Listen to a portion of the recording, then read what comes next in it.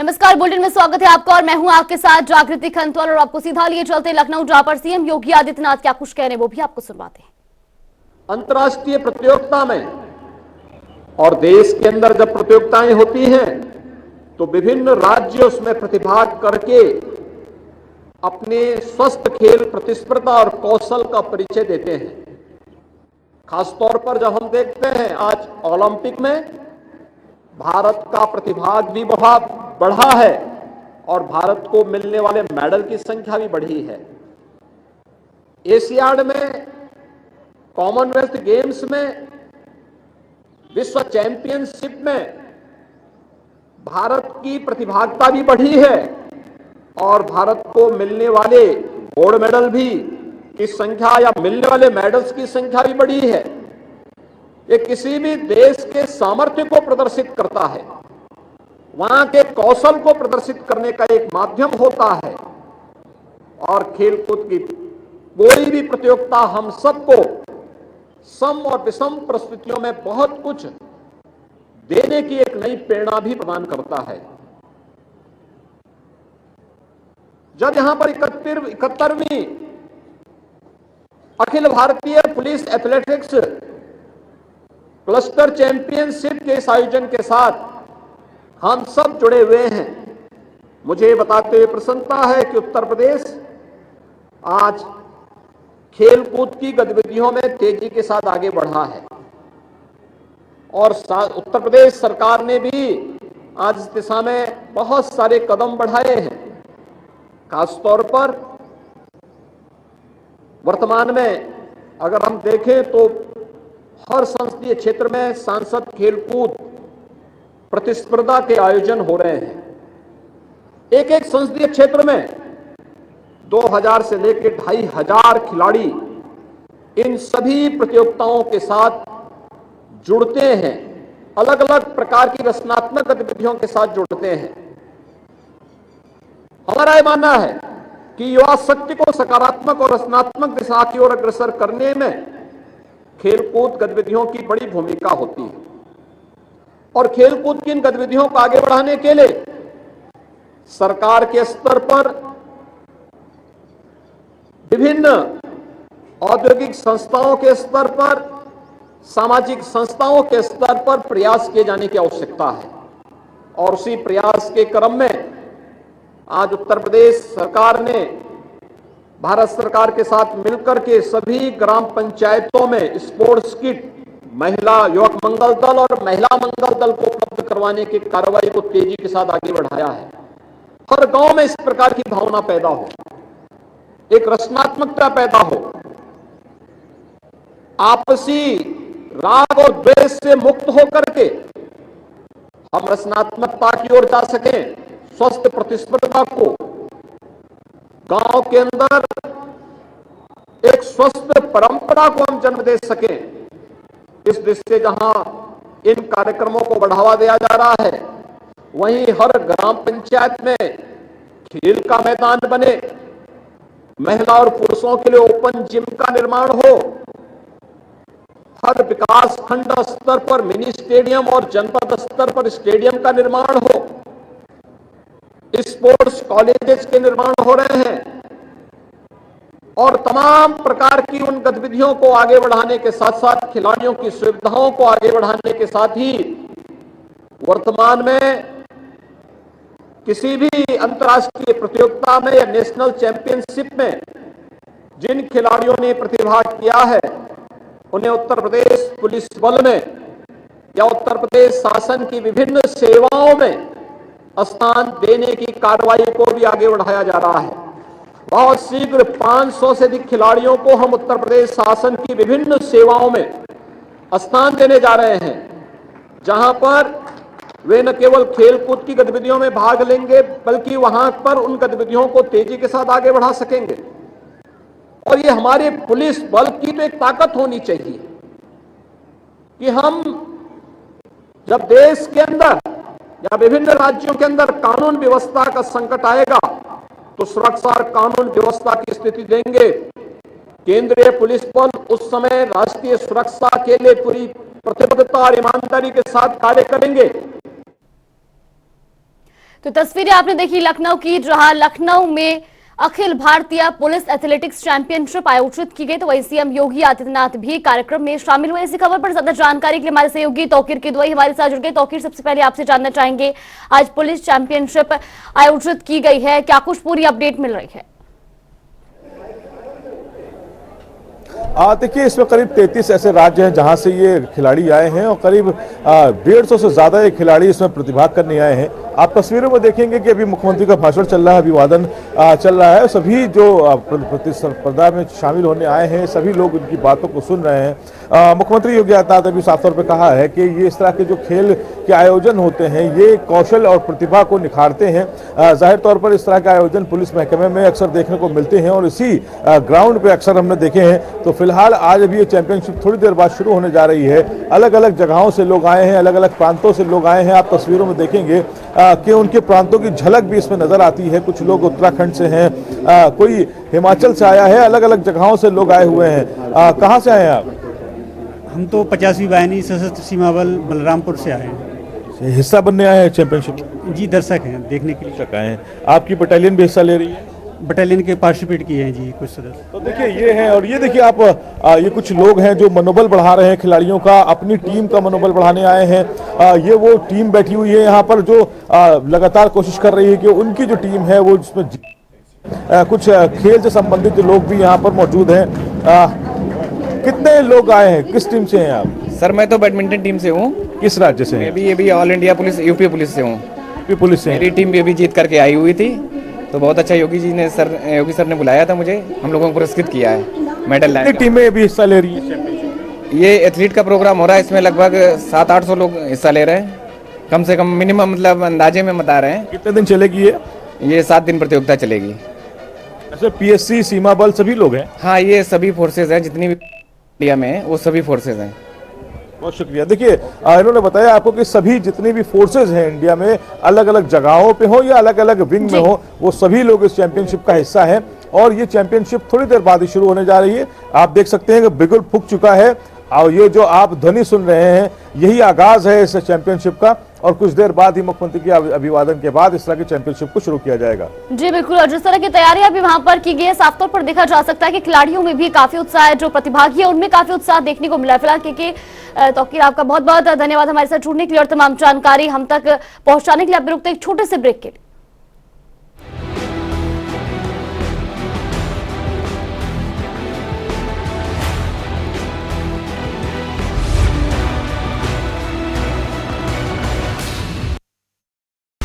रोटी की कीमत बढ़ी, क्या रूस यूक्रेन युद्ध ने बढ़ाई? पेट्रोल डीजल महंगा हुआ, क्या युद्ध भी बड़ा कारण बना? ग्लोबल मंदी का डर, भारत में भी युद्ध का असर। जेब हो रही हल्की, विश्व में युद्ध से उल्टी गिनती। दुनिया को हिंदी में देखने का जरिया, एकमात्र global Hindi news channel TV9 Bharatvarsh. अब तो सब देख रहे हैं, क्या आप नहीं?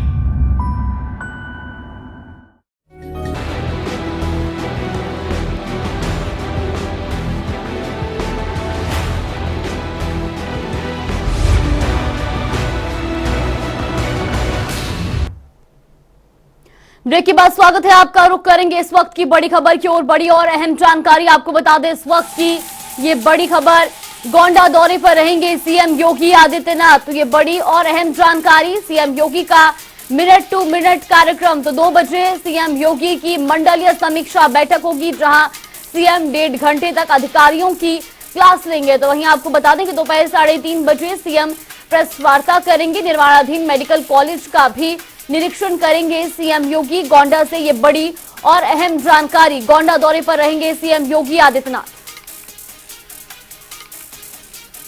इसी खबर पर ज्यादा जानकारी के लिए हमारे सहयोगी विपिन सिंह हमारे साथ जुड़ गए। विपिन, सबसे पहले आपसे जानना चाहेंगे, सीएम योगी गोंडा दौरे पर रहेंगे, क्या कुछ कार्यक्रम आज रहने वाला है? जी जागृति, आपको बता दें कि सीएम योगी आदित्यनाथ गोंडा के पुलिस लाइन में करीब 1:55 में पहुंचेंगे।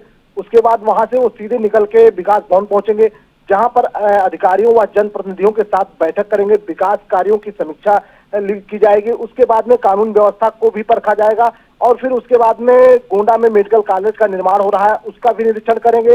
निरीक्षण करने के बाद में फिर प्रेस वार्ता करेंगे। उसके बाद में बलरामपुर को निकलेंगे, क्योंकि देवी पाटन में उनका पूजन अर्चना होता है, क्योंकि कल से नवरात्र चालू है। तो ऐसे में सीएम योगी आदित्यनाथ गोंडा से करीब 4:30 बजे निकलेंगे। वहीं आपको बताना चाहेंगे कि कर्नलगंज में डोमा कल्पी में विश्वविद्यालय की एक बड़ी सौगात सीएम योगी आदित्यनाथ ने अभी पिछले महीने दी है। तो ये भी बताया जा रहा है कि हो सकता है कि सीएम योगी आदित्यनाथ कर्नलगंज विधानसभा में डोमा कल्पी भी जा सकते हैं, क्योंकि वहां के जो विधायक अजय सिंह है, उनकी बड़ी मेहनत के बाद में सीएम योगी आदित्यनाथ ने उनको एक बड़ा तोहफा दिया है। विश्वविद्यालय वहां पे निर्माण होने जा रहा है, तो वहां भी जा सकते हैं। ऐसे में सीएम के आने को लेकर अधिकारियों व जो जनप्रतिनिधियों में काफी चहल पहल देखी जा रही है। पूरी व्यवस्थाएं चुस्त दुरुस्त की जा रही है। चप्पे चप्पे पे बैरिकेडिंग कराई गई है, रोड डिवाइडर नियोजन किया गया है, और वहीं पर आने जाने के लिए किसी को कोई असुविधा ना हो तो वहां पे ट्रैफिक पुलिस भी लगाई गई है। जी बिल्कुल विपिन, बहुत बहुत धन्यवाद आपका हमारे साथ जुड़ने के लिए और तमाम जानकारी हम तक पहुंचाने के लिए। बड़ी खबर आपको बता रहे थे गोंडा से, जहां सीएम योगी आदित्यनाथ गोंडा दौरे पर रहेंगे। इस दौरान मिनट टू मिनट कार्यक्रम जहां उनके रखे गए हैं, तो वहीं 2 बजे सीएम योगी आदित्यनाथ बैठक भी लेंगे। और रुक करेंगे अगली बड़ी खबर की ओर। बड़ी और अहम जानकारी आपको बता दें, लखनऊ से बड़ी और अहम खबर, यूपीएसजी-वीबीएल की वार्षिक निकाय बैठक आज आयोजित की जाएगी। जहां इंदिरा गांधी प्रतिष्ठान में बैठक का आयोजन होगा, तो डिप्टी सीएम बृजेश पाठक बैठक में शामिल होंगे। इसके अलावा सहकारिता मंत्री जेपीएस राठौर भी बैठक में मौजूद रहेंगे। ये बड़ी और अहम जानकारी, यूपीएसजी-वीबीएल की वार्षिक निकाय बैठक का आयोजन किया जाएगा। तो इंदिरा गांधी प्रतिष्ठान में ये बैठक आयोजित होगी, जहां डिप्टी सीएम बृजेश पाठक बैठक में शामिल होंगे। इसके अलावा सहकारिता मंत्री जेपीएस राठौर भी बैठक में मौजूद रहेंगे। तो ये बड़ी और अहम जानकारी, इंदिरा गांधी प्रतिष्ठान में ये बैठक आयोजित की जाएगी। और इसी खबर पर ज्यादा जानकारी के लिए हमारे सहयोगी तौकीर किदवई हमारे साथ जुड़ गए। तौकीर, सबसे पहले आपसे जानना चाहेंगे, यूपीएसजी-वीबीएल की बैठक आयोजित हो रही है, क्या कुछ पूरी अपडेट मिल रही है? देखिए, सहकारिता मंत्री की अध्यक्षता में ये बैठक होगी। जेपीएस राठौर के अलावा डिप्टी सीएम बृजेश पाठक भी इस बैठक में शामिल होंगे। अभी कुछ दिन पहले ही सहकारिता के चुनाव भी हुए हैं और यहाँ पर प्रतिभाग करने के लिए समाजवादी पार्टी के कई ऐसे नेता थे जिन्होंने आरोप भी लगाया था कि उनको पर्चा दाखिल नहीं करने दिया जा रहा था। फिलहाल भारतीय जनता पार्टी एक बड़ी जीत दर्ज करने की ओर थी, इसी वजह से अब इस बैठक को बुलाया गया। अब इसमें कई ऐसे जो योजनाएं हैं उनको लेकर आज चर्चा होगी। उसके अलावा 2024 को लेकर जिस तरह से सभी जो विभागों के मंत्री हैं वो अपने अपने क्षेत्रों में कुछ ना कुछ योगदान देने की कोशिश में जुटे हुए हैं, ताकि जनता को जो है अपनी ओर आकर्षित किया जाए। और इस बैठक को भी इसीलिए महत्वपूर्ण माना जा रहा है क्योंकि सहकारिता से जुड़े जो भी आयोजन है उसको जल्द से जल्द पूरा कराना है। खास तौर पर इस बैठक को अभी थोड़ी देर बाद शुरू होना है और करीब 1.5 घंटे के बाद पता सामने आएगा कि आखिर इस बैठक में क्या निर्णय लिए गए हैं सहकारिता से जुड़े हुए। लेकिन ये महत्वपूर्ण बैठक मानी जा रही है फिलहाल आने वाले समय के लिए। जी बिल्कुल, तौकीर, ये भी जानना चाहेंगे, डिप्टी सीएम इस बैठक में मौजूद रहेंगे, इसके अलावा सहकारिता मंत्री रहने वाले और कौन कौन लोग इस बैठक में मौजूद रहेंगे? देखिए, इन दोनों के अलावा जो संबंधित विभाग के अधिकारी हैं, जो प्रमुख सचिव हैं, और इसके अलावा जो अधिकारी अलग अलग जिलों में भी हैं उनसे भी वीडियो कॉन्फ्रेंसिंग के साथ जुड़ा जाएगा और स्थिति जानी जाएगी जिलों की। फिलहाल सहकारिता को लेकर जो भी योजनाएं चल रही है सरकार की तरफ से, उसको लेकर भी एक डेटा रखा जाएगा और मांगा भी जाएगा अधिकारियों से कि आखिर जो योजनाएं चल रही है सहकारिता जुड़ी हुई उनमें अब तक क्या उपलब्धियां हैं और आने वाले समय में और क्या इसमें जो संभावनाएं देखी जा रही हैं और कितनी जो है संशोधन की जरूरत है। तो फिलहाल इसको लेकर भी बैठक महत्वपूर्ण मानी जा रही है। जी बिल्कुल, ये भी जानना चाहेंगे तौकीर, किस वक्त की बैठक शुरू होगी? जी देखिए, कुछ देर में ये बैठक शुरू होने जा रही है। इंदिरा गांधी प्रतिष्ठान में इसका आयोजन होना है।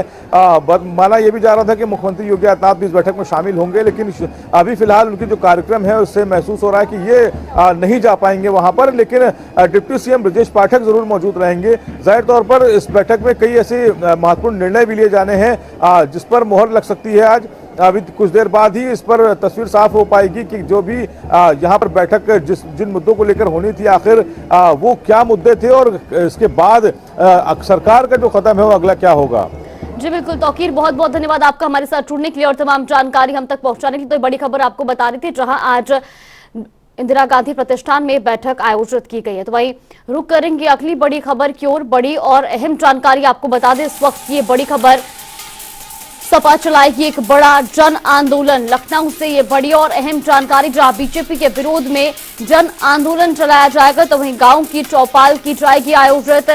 साथ ही आपको बता दें, सपा ने 80 सीटों को जीतने का लक्ष्य रखा है और ऐसे में जहां सपा इसको लेकर एक बड़ा जन आंदोलन भी चलाएगी। बीजेपी के विरोध में ये जन आंदोलन चलाया जाएगा, जहां आपको बता दें कि गांव में चौपाल भी आयोजित की जाएंगी और ऐसे में जहां सपा ने 80 सीटों का जीतने का जो लक्ष्य है वो रखा हुआ है, तो ऐसे में जहां बड़ा जन आंदोलन जो है वो सपा शुरू करने जा रही है। ये बड़ी और अहम जानकारी लखनऊ से, गांव में चौपाल भी आयोजित की जाएगी और इसके अलावा सपा ने 80 सीटों को जीतने का लक्ष्य रखा है। ऐसे में सपा एक बड़ा जन आंदोलन चलाएगी।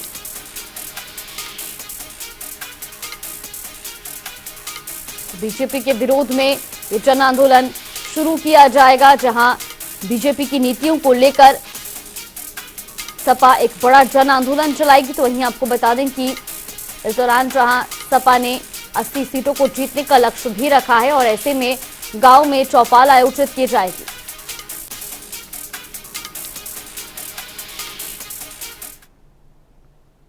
उत्तर प्रदेश में बेमौसम हुई बारिश और ओलावृष्टि से तबाही मची हुई है। बता दें, झांसी, सहारनपुर, बुलंदशहर सहित कई जिलों में खड़ी किसानों की फसलें ओलावृष्टि से गिर गई हैं, जिससे किसानों के माथे पर चिंता की लकीर साफ तौर पर नजर आ रही है।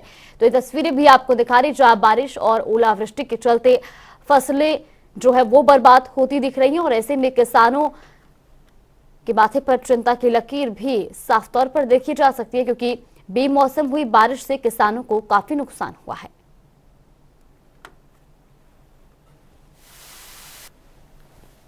तो ये 3 तस्वीरें भी आपको दिखा रहे हैं, झांसी, मुजफ्फरनगर और सहारनपुर की, जहां बेमौसम बारिश और ओलावृष्टि ने भारी तबाही मचाई है। किसानों की तैयार फसल इस बारिश और ओलावृष्टि के चलते खराब हो गई है। तो वही किसान अब इस नुकसान के चलते काफी परेशान नजर आ रहे हैं। ऐसे में मुआवजे की मांग किसानों द्वारा की जा रही है।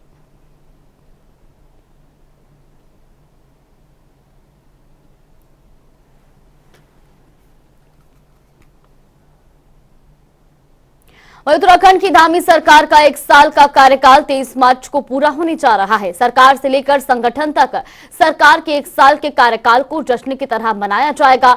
बीजेपी ने इसके लिए बहुउद्देशीय शिविर लगाकर सरकार की उपलब्धियों और योजनाओं को लेकर लोगों को जागरूक करने का फैसला लिया है।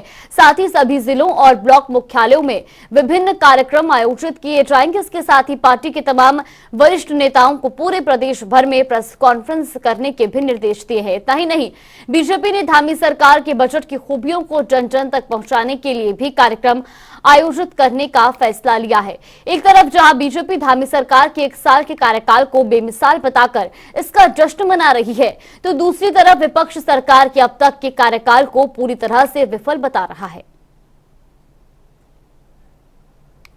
इस खबर पर ज्यादा जानकारी के लिए हमारे सहयोगी नवीन शुक्ला हमारे साथ जुड़ गए। नवीन, सबसे पहले आपसे जानना चाहेंगे, धामी सरकार का 1 साल का कार्यकाल जो है वो पूरा हो चुका और ऐसे में बीजेपी इसको जश्न की तरह मनाने जा रही है, क्या कुछ पूरी अपडेट मिल रही है? जी जागृति, निश्चित तौर पर बीजेपी सरकार के 1 साल का कार्यकाल पूरा होने जा रहा है 23 तारीख को, तो कहीं ना कहीं बीजेपी में खुशी का माहौल है। बीजेपी द्वारा लगातार तमाम सारे कार्यक्रमों का आयोजन किया जा रहा है। धामी सरकार की जो खूबियां रही हैं, जिस तरीके से सरकार ने काम किया है और जो लोगों के हितों में काम किया है, उन जो तमाम सारी योजनाएं हैं वह जनता तक पहुंचाने का काम किया है। इसको लेकर अब बीजेपी द्वारा कार्यक्रमों का आयोजन किया जाएगा। तमाम सारे कार्यक्रम 23 तारीख को आयोजित किए जाएंगे। सरकार की खूबियों को बताने का काम किया जाएगा और सरकार और केंद्र सरकार और राज्य सरकार की योजनाएं जो हैं वह आम जनता तक किस प्रकार पहुंचे, इन सब कार्यक्रमों के माध्यम से लोगों को बताने का काम किया जाएगा। तो प्रदेश भर में, प्रदेश के जो 13 जिले हैं वहां पर तमाम सारे कार्यक्रमों का, गोष्ठियों का आयोजन किया गया है, क्योंकि 23 तारीख को धामी सरकार के 1 साल का कार्यकाल पूरा हो रहा है। तो कहीं ना कहीं जो कार्यकर्ता है, जो पदाधिकारी हैं, उन्हें खुशी का माहौल है और इस माहौल को देखते हुए प्रदेश भर में तमाम सारे कार्यक्रमों का आयोजन किया गया है। जी बिल्कुल नवीन, जहां एक तरफ जो सरकार है वो अपनी खूबियां दिखा रही है, 1 साल के कार्यकाल में किए गए काम गिनवा रही है, तो वही विपक्ष भी सरकार पर लगातार सवालिया निशान खड़े करता नजर आ रहा है। जी, निश्चित तौर पर अगर विपक्ष की बात करें तो विपक्ष लगातार सरकार पर हमलावर हो रहा है। विपक्ष का साफ तौर पर ये कहना है कि जो सरकार का 1 साल का कार्यकाल है वह संतोषजनक नहीं है, तो कहीं ना कहीं विपक्ष लगातार सवाल उठा रहा है। लेकिन कहीं ना कहीं अगर बीजेपी की बात करें तो बीजेपी का साफ तौर पर ये कहना है कि सरकार के जो 1 साल के जो कार्यकाल है वह उपलब्धियों से भरा हुआ है। आम जनता के हितों में सरकार द्वारा लगातार फैसले किए जा रहे हैं। मुख्यमंत्री पुष्कर सिंह धामी ने कुछ ऐसे निर्णय लिए हैं जो आम जनता के हित के लिए किए गए हैं, चाहे नकल विरोधी कानून की बात की जाए या फिर अन्य सारी बातों की बात की जाए। तो कहीं ना कहीं सरकार अपनी तरफ से पूरी तरीके से जो जनता के हित में फैसले लिए हैं, युवाओं के हित में फैसले लिए हैं। और सरकार के द्वारा लगातार अगर बात की जाए रोजगार की, तो लगातार रोजगार देने का काम किया जा रहा है। तो सरकार का जो 1 साल का कार्यकाल है वह पूरी तरीके से उपलब्धि भरा जरूर है। जी बिल्कुल नवीन, बहुत बहुत धन्यवाद आपका हमारे साथ जुड़ने के लिए और तमाम जानकारी हम तक पहुंचाने के लिए। तो ये बड़ी खबर आपको बता रही थी जहां पर धामी सरकार का 1 साल पूरा होने जा रहा है। ऐसे में सरकार अपने काम, अपने द्वारा लाई गई योजनाओं को जन जन तक पहुंचाने का काम कर रही है। तो वहीं दूसरी तरफ विपक्ष सरकार के इस 1 साल के कार्यकाल पर जो है असंतुष्ट नजर आ रहा है, कई सवाल खड़े करता नजर आ रहा है।